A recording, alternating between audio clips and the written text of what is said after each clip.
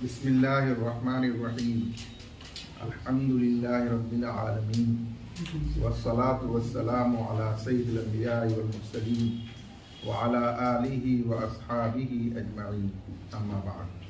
जी बिस्मिल्लाहिर्रहमानिर्रहीम क़ाल व इज़ा उज़िला अल-क़ादी फ़क़ाल लिरजुलिन अख़ज़्तु मिनका अल्फ़न व दफ़अतुहा इला फ़ुलान क़द क़ज़यतु बिहा लहु अलैका क़ाल अर्रजुलु अख़ज़्तहा ज़ुल्मन फ़ल-क़ौलु क़ौलुल क़ादी व कज़ालिका लौ क़ाल क़ज़यतु बिक़त्'i यदिका फ़ी हक़्क़िन हाज़ा इज़ा कान अल्लज़ी क़ुतिअत यदुहु वल्लज़ी उख़िज़ मिन्हुल मालु मुक़िर्रैनि अन्नहु फ़अल ज़ालिका व हुवा क़ादिन व वजहुहु अन्नहुमा लम्मा तवाफ़क़ा अन्नहु फ़अल ज़ालिका फ़ी क़ज़ाइहि कान अज़-ज़ाहिरु शाहिदन लहु इज़ा अल-क़ादी ला यक़ज़ी बिल-जौरि ज़ाहिरन व ला यमीन अलैहि लिअन्नहु सबत फ़िअलुहु फ़ी क़ज़ाइहि बित-तसादुक़ि व ला यमीन अला अल-क़ादी। बस इस इबारत में ये मसला बयान किया गया कि काजी के माजूल होने के बाद एक शख्स ने उस पर दावा किया कि आपने मुझसे मसलन 1000 दिरहम नाहक लेकर और फलां शख्स को दे दिया। काजी ने इसका इनकार किया और कहा कि मैंने हक के मुताबिक शरई तरीके पर फैसला किया, उसके लिए तुम पर 1000 वाजिब होने का, और वो वाजिब मैंने लेकर तुमसे उसको दिया। दरा हाले कि मैं उस वक्त बहाल काजी था, इस फैसला का अहल था। इस बात को ये मुद्दई भी मानता है कि आप उस वक्त बेशक काजी थे। इसी तरह दूसरा मसला कि एक शख्स ने माजूल हो जाने के बाद माजूल काजी पर दावा किया कि आपने मेरा हाथ नाहक तरीके पर चोरी की सजा में कटवाया, इसलिए आप उस हाथ का ज़मान और तावान दीजिए। तो उसने इनकार किया कि मैंने नाहक नहीं कटवाया, मैंने बरहक तरीके पर यानी शरई तरीके पर उसका फैसला किया और फिर मैंने हुक्म दिया तुम्हारा हाथ काट देने का। दरहाल कि उस वक्त मैं ये फैसला करने का अहल था, काजी था, और इस बात को ये भी मानता है कि हाँ आप उस वक्त बहाल काजी थे। तो अब यहाँ ये सवाल पैदा होता है कि ये कज़िया जब मौजूदा काजी के सामने जाएगा तो किसका कौल मोतबर होगा। तो उसी का जवाब दिया कि जो इसमें नाहक फैसले का मुद्दई है या नाहक क़त्अ यद का मुद्दई है, वो दरअसल काजी माजूल पर ज़मान का मुद्दई है कि मुझे उसका तावान चाहिए, और काजी उस ज़मान का मुनकिर है।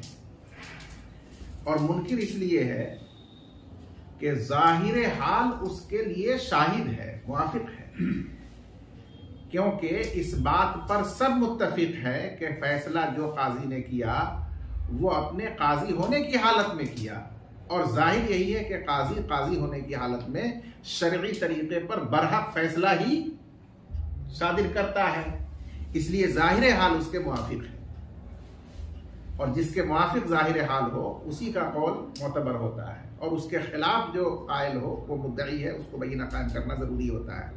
तो या तो वो काजी माजूल पर बयीना कायम कर दे मुद्दई, और बयीना उसके पास नहीं हो तो इसमें काजी का कौल मोतबर होगा और ये दावा खारिज कर दिया जाएगा, उस पर कोई ज़मान लाजिम नहीं किया जाएगा। अब यहाँ दूसरा सवाल पैदा होता है कि जब मुद्दा अलैह का कौल मोतबर होता है तो कसम के साथ मोतबर होता है, तो क्या यहाँ इस काजी माजूल का कौल कसम के साथ मोतबर होगा, कसम ली जाएगी। तो उसका जवाब दिया कि ये काजी की खुसूसी रियायत है कि उस पर कसम वाजिब नहीं होगी, बिला कसम उसका कौल मोतबर होगा और उस पर फैसला मौजूदा काजी साबित करेगा। क्यों? इसलिए कि काजी का ये फैसला जो उसने किया है माल लेने का या हाथ काटने का, वो बिल इत्तेफाक अपने ज़माने क़ज़ा में किया है, और ज़माने क़ज़ा में किए हुए फ़ेल पर कोई यमीन काजी पर नहीं होती। और वजह वही है जो पीछे गुजर चुकी है कि अगर काजी पर भी कसम और यमीन वाजिब की जाए तो फिर कोई इस ओहदे क़ज़ा को कबूल आसानी से नहीं करेगा। और दूसरी वजह यह है कि काजी अमीन है, खुद वो कसम और फरीक नहीं है, और अमीन पर कसम नहीं होती। जो फरीक मुखालिफ होता है उसके ऊपर कसम वाजिब होती है।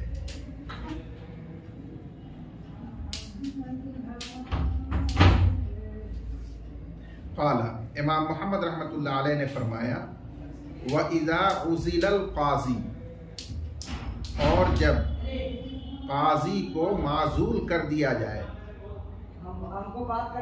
फ़क़ाल लिरजुलिन, बस वो किसी आदमी से कहे कि मैंने तुमसे 1000 दिरहम लिया और वो 1000 दिरहम फला को हवाले किया, दरा हाले कि मैंने उसका उस फला के हक में तुम्हारे ऊपर फैसला किया था। और वो आदमी कहे कि आपने वो 1000 मुझसे जुल्मन यानी नाहक तरीके पर लिया था। यह है मामला। फल कौल कौलुल काजी, तो कौल काजी माजूल का कौल होगा। वह कदालिक लौ काला, और इसी तरह अगर काजी ने कहा कि मैंने फैसला किया तुम्हारे हाथ के काटने का फी हक़्क़िन यानी बिहक़्क़िन, शरई तरीके पर, बरहक तरीके पर, और वो क्या कहे कि आपने मेरा हाथ जुल्मन और नाहक तरीके पर कटवाया है, तो वो भी यही सूरत है कि काजी का कौल मुतबर होगा। हाजा इज़ा कान लज़ी क़ुतिअत यदुहु, ये हुक्म उस वक्त है जबकि वो शख्स जिसका हाथ काटा गया और वो शख्स जिससे माल लिया गया दोनों मोतरिफ हों कि काजी ने ये फैसला किया है, दरा हाले कि वो काजी था, यानी अपने क़ज़ा के दौर में उन्होंने ये फैसला किया है। इस पर सब मुक़िर है, मुतरिफ है।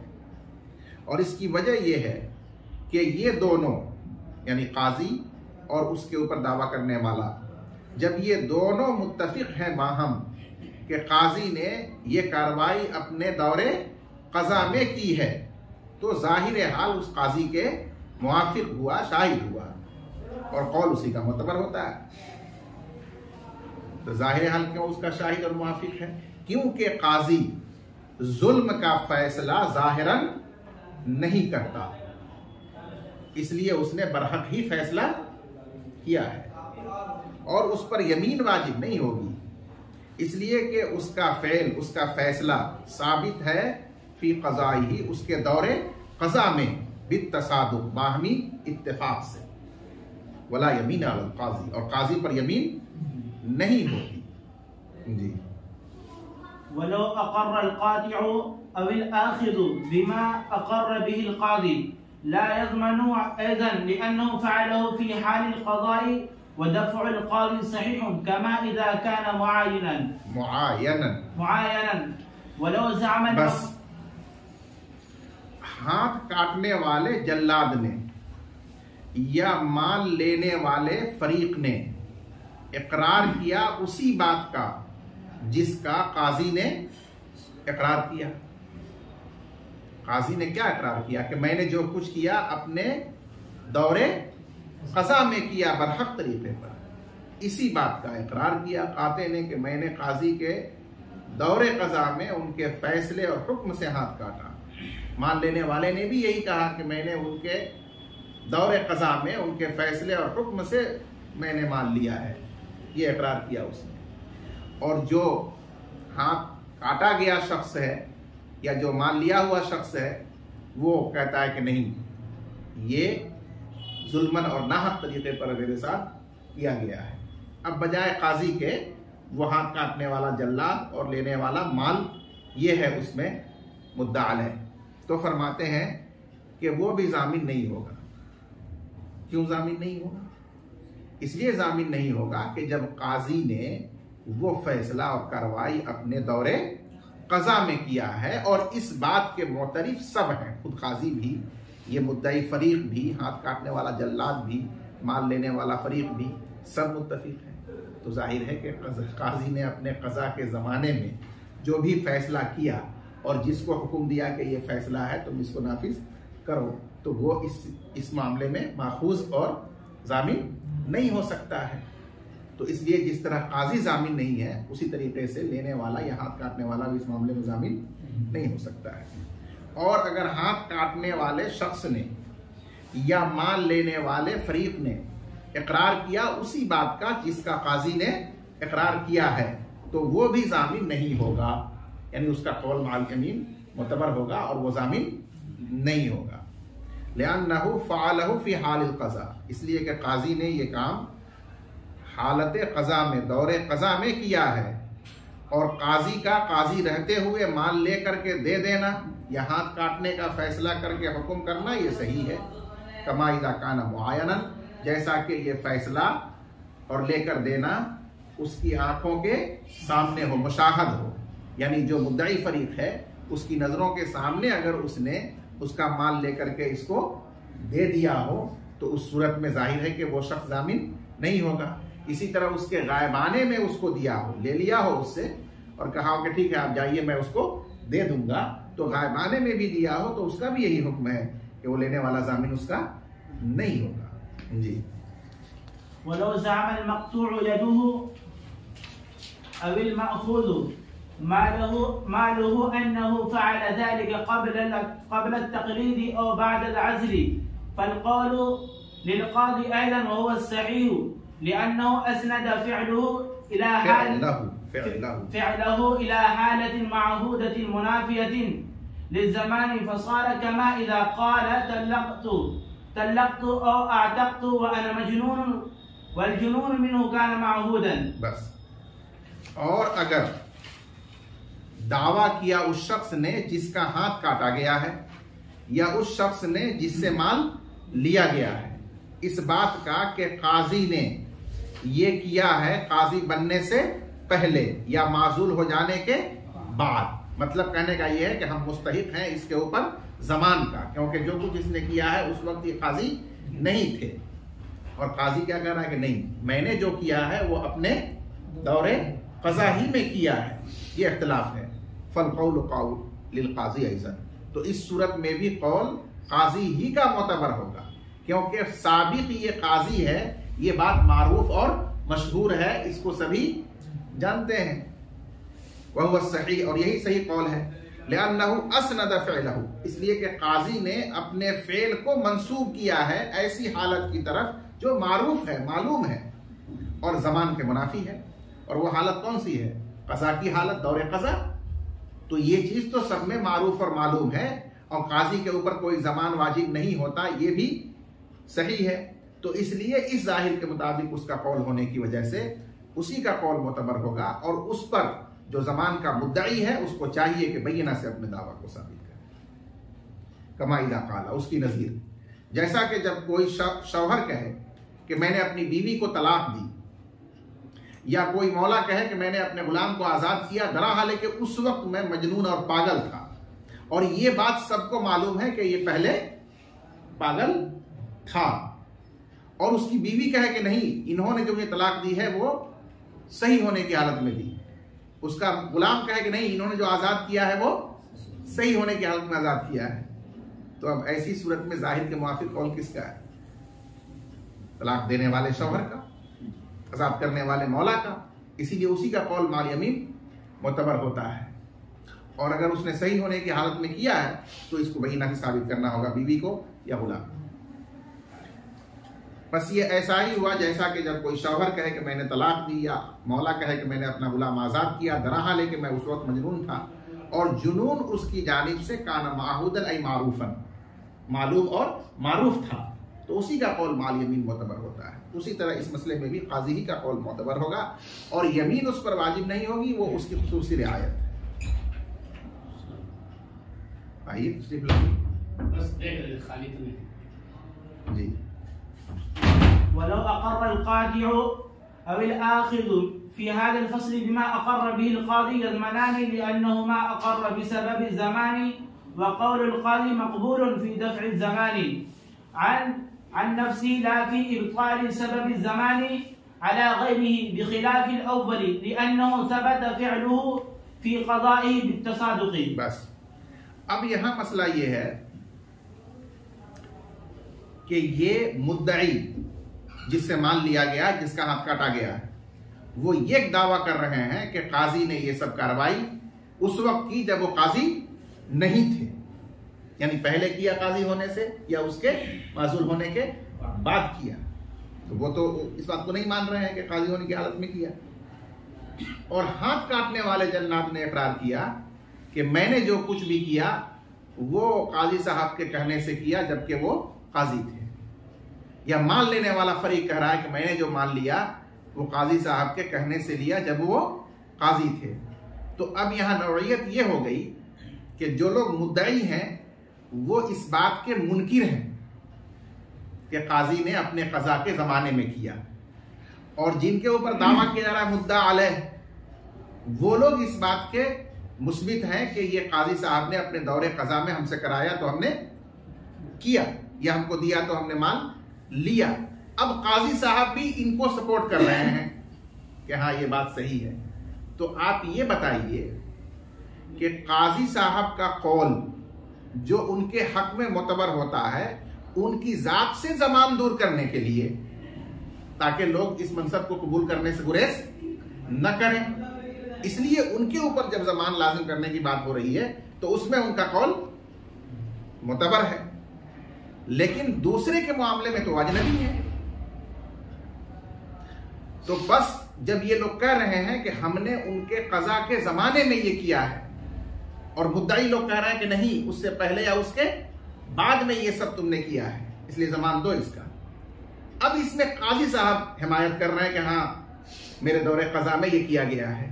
तो क्या एक शख्स की इस बात की शहादत देने से साबित हो जाएगा कि ये दौरे कज़ा में किया गया है? नहीं साबित, क्योंकि माजूर हो जाने के बाद तन्हा काजी का कौल दूसरे के हक में मोतबर नहीं है। अब ये साबित करने के लिए कि काजी के जमाने काजी में काजी रहते हुए उनके हुक्म और ऑर्डर से हमने मान लिया या हमने हाथ काटा, ये साबित करने के लिए उनको बयीना पेश करना पड़ेगा। और जाहिर सी बात है कि तन्हा काजी का एक कौल तो हुज्जत और बयीना नहीं बन सकता। इस वजह से यहां उनके तन्हा कौल पर यह फैसला नहीं किया जाएगा कि दौरे कज़ा में ही ये इन्होंने मान लिया है या इन्होंने हाथ काटा है, बल्कि या तो उनको बयीना पेश करना होगा, और अगर वो बयीना पेश नहीं करेंगे तो फिर वो जामिन होंगे। हाथ काटने वाले हाथ काटने का जमान देंगे, और जो माल लेने वाले हैं वो लिए हुए माल का जमान देंगे। वलो अक़र्र अल-क़ातिउ अव अल-आख़िज़ु, और अगर हाथ काटने वाले ने या माल उसूल करने वाले ने इकरार किया इस सूरत में, इस मसले में, उसी बात का जिसका काजी ने इकरार किया कि हमने ये दौरे कज़ा में किया, तो ये दोनों जामिन होंगे, इसलिए कि इन दोनों ने इकरार किया जमान के सबब का। जमान का सबब क्या है? दूसरे का माल लेना या दूसरे का हाथ काटना, ये जमान का सबब है। इसका खुद ये लोग मुक़िर है कि हमने ये किया है। वह कौल काजी मकबूल फी दफ़ई ज़मान अन-नफ्सी, और काजी का कौल मकबूल होता है अपनी जात से जमान को दूर करने में, ला फी इब्ताल सबब ज़मान अला गैरी, न कि दूसरे के ऊपर सबब ज़मान को बातिल करने में। उस मामले में तो वो अजनबी फर्द वाहिद की तरह है, इसलिए उसके बयान से ये बात साबित नहीं होगी, बरखिलाफ पहली सूरत के, क्योंकि वहां पर ये दोनों मुद्दई भी मुत्तफिक थे कि जो कुछ काजी ने किया है वो अपने दौरे कज़ा ही में किया है, और यही बात काजी साहब कह रहे थे, और हाथ काटने वाले और लेने वाले ने भी यही बात कही। तो इसलिए वहां पर सब मुत्तफिक थे कि काजी ने जो कुछ किया है अपने दौरे कज़ा में किया है, इसलिए उस पर न काजी के ऊपर जमान है और न जिससे उसने करवाया जिसको दिया उस पर जमान है, क्योंकि काजी के फेल पर कोई जमान किसी पर नहीं हो सकता है, तो इसलिए वहां जमान उन लोगों पर कातिया या आखिज पर नहीं लाजिम किया गया, बरखिलाफ पहली सूरत के, इसलिए कि काजी का फेल उसके दौरे कज़ा में साबित है बित्तसाबु, सबके बाहमी इत्तेफाक से, एतराफ से। जी वलौ कान अल-माल फी यदि al-आखिर क़ाइमन वक़द अक़र्र बिमा अक़र्र बिही al-क़ादी वल माख़ूज़ मिन्हु al-माल व सद्दक़ al-क़ादी फी अन्नहु वो नहीं है, वल माख़ूज़ मिन्हु al-माल सद्दक़ al-क़ाज़िया फी अन्नहु फ़अलहु फी क़ज़ाइही अव इद्दआ अन्नहु फ़अलहु फी गैरि क़ज़ाइही युख़ज़ु मिन्हु लिअन्नहु अक़र्र अन्न al-यद कानत लहु फला युसद्दक़ु फी दावा तमल्लुकिही इल्ला बिहुज्जतिन व क़ौलु al-माज़ूली फ़ीही लैसा बिहुज्जतिन। अब तक जो सूरत थी वो ये थी कि जिससे माल लेकर के दूसरे को दिया गया है वो माल लेने वाले के हाथ में ही मौजूद नहीं है, बात हो रही है उसके ज़मान और तावान की।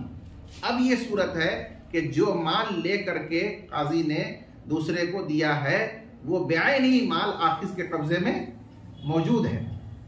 अब उस मौजूद माल के बारे में ये शख्स कह रहा है कि ये मेरा माल नाहक उसको दिया गया, और वो कह रहा है कि नहीं, काजी साहब ने अपने दौरे कज़ा में फैसला करके और तब मुझे ये माल दिया है, मेरे हक में फैसला करने के बाद मुझे दिया है, तब मैंने लिया है। ये झगड़ा हो रहा है और काजी साहब भी इसी बात का इकरार कर रहे हैं कि हाँ, मैंने अपने दौरे कज़ा ही में फैसला करके तुम्हारे ऊपर और तुमसे ये माल लेकर के इनको दिया। अब चाहे ये माखूज मिन्हुल माल तस्दीक करे काजी की, ये बात सही है आपने दौरे कज़ा में किया, या चाहे तकजीब करे कि नहीं, आपने माजूल होने के बाद या काजी बनने से पहले ही मेरा माल लेकर के दिया है। बहर दो सूरत हुक्म वाहिद होगा, और हुक्म वाहिद ये होगा कि जो माल आखिज के पास मौजूद है वो माल उससे ले लिया जाएगा, और जो कह रहा है कि मेरा माल है उसको दिया जाएगा, यानी उसके कौल का एतबार किया जाएगा। उसकी वजह यह बयान की गई कि जब माल मौजूद है और खुद लेने वाला इस बात का मोतरिफ है कि इस पर असल कब्जा मालिकाना पहले किसका था, जिससे लिया गया। अब झगड़ा इस बात में हो रहा है कि अब मैं इसका मालिक हूं क्योंकि बरहक तरीके पर मुझे ये माल दिया गया, ठीक है।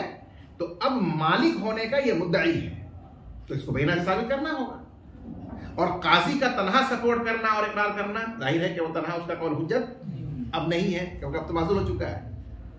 इसलिए तन्हा काजी के इकरार करने और सपोर्ट करने से उसको माल नहीं मिलेगा, बल्कि उसको बैना से साबित कर सके तो फिर उसको मिलेगा, वरना जो मुद्दई है माखूज मिन्हु उसके कौल के मुताबिक फैसला करते हुए माल उससे लेकर के उसको वापस किया जाए।